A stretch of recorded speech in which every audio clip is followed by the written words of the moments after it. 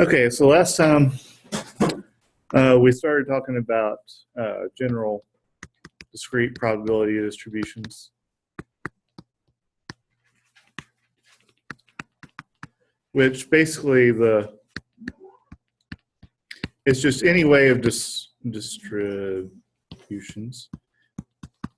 Really, the only thing is, well, probability always has to be at least zero, can't be negative. And the other thing, if you add up all the probabilities, you have to get one. But otherwise, that's kind of the only requirement. We had the two most important things are the mean, which is you take all the values of x and then times their probabilities and add them up. You had the variance. You take all the and then times their probabilities, add them up.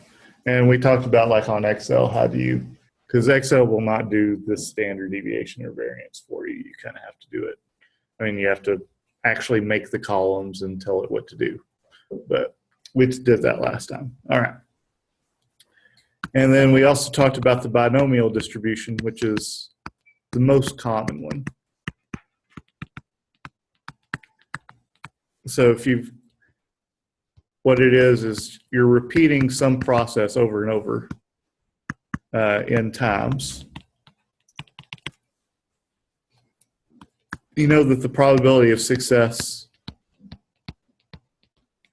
one time is P.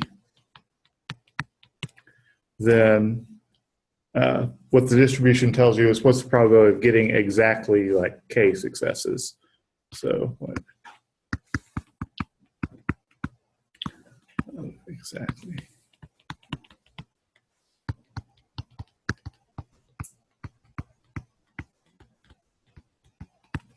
So, which we said there's a formula for it, but Excel will do it for you.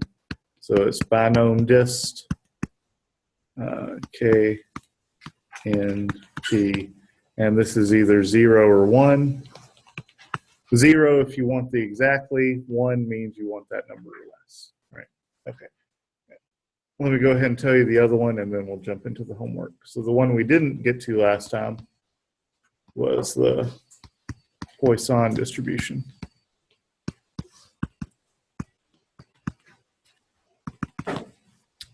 Which this is, you know how many times something happens on average in a unit? That could be a unit of time, it could be a geographic unit, it could be anything. So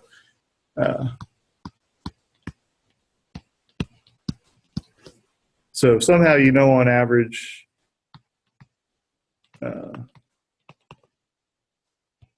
something occurs. I don't know how to spell occurs. Mu times per unit. Then pen stopped writing, and it made it a long time before it stopped. Okay, so the Poisson distribution tells you what is the probability it happens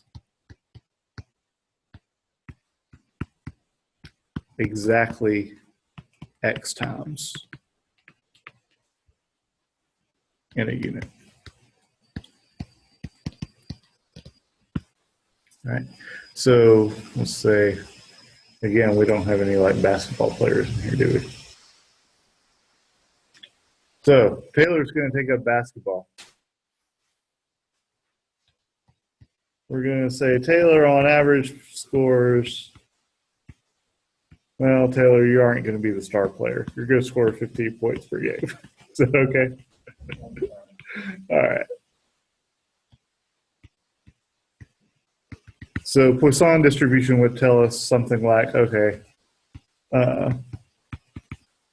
what is the probability that in one single game, Taylor scores 12 points?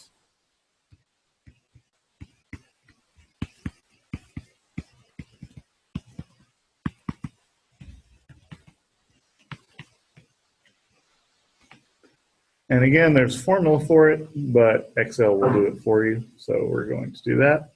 And it's exactly what you would think. It's equals Poisson. There's two S's in Poisson distribution. And I'm pretty sure it's X first, then mu, and then 0 or 1. Let me actually do the problem and we'll see.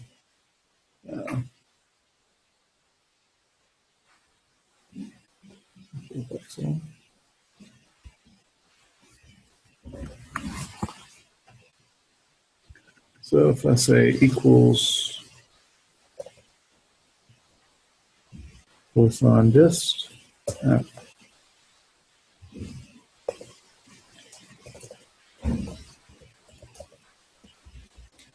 okay, yeah, it is X first, then the mean and cumulative. So he makes 12 points when he makes an average of 15, and we do not want cumulative, so we want exactly 12 points.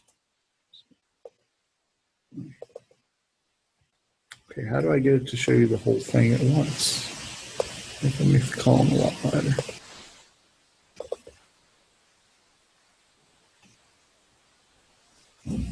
Let's make the column a whole lot wider. There you go. So Poisson dist, we want exactly 12, so we put 12, 15 with a 0. I wanted to know, hey, what's the probability he makes at least 12? What do you think it would be? Or sorry, I said that backwards. The probability he makes 12 or less. So they both, it's or less instead of at least. But yes, let's just go 12, 15, 1. There you go. SSON dist 12, 15, 1. So that's the probability of 12 or less. If you put a 1 on the end. If you want the probability of 12 exactly, you put a 0.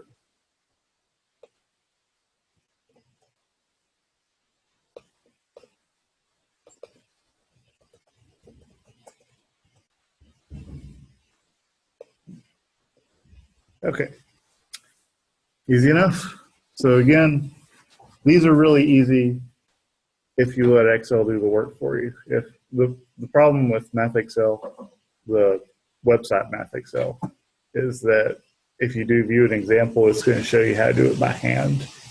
And they look horrible and you'll get discouraged and whatnot, but it's really easy. Just let the computer do it for you. All right.